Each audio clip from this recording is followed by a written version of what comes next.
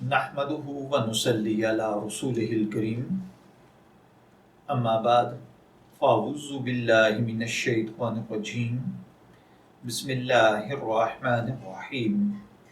अस्सलामु अलैकुम dear viewers, आपके favourite Islamic informative channel Shaoor info से मैं हूं प्रोफेसर शब्बीर अहमद।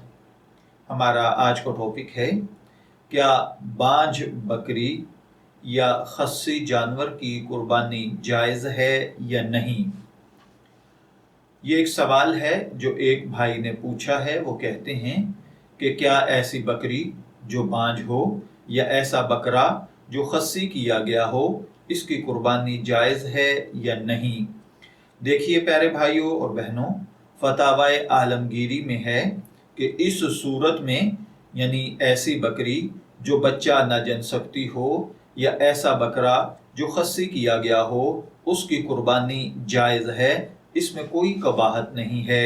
इसी तरह फतावाए रहीमिया में है, बांझ बकरी जो काबिले औलाद ना हो, कुर्बानी के लिए जायज़ है या नहीं। तो इसके जवाब में है कि ये जायज़ है, इसकी कहीं भी कोई ममानियत नहीं आई है। बांझ होना कुर्बानी के लिए ऐब नहीं है, जिस तरह जानवर का खस्सी होना और जुफ्ती से आजिज होना कुर्बानी के लिए ऐब नहीं है। और बांझ जानवर अक्सर लहीम व शहीम होते हैं, गोश्त भी उम्दा होता है। बड़ी उम्र की वजह से भी बाज़ औकात बांझपन आ जाता है, तो ऐसे जानवर की भी कुर्बानी जायज़ होगी।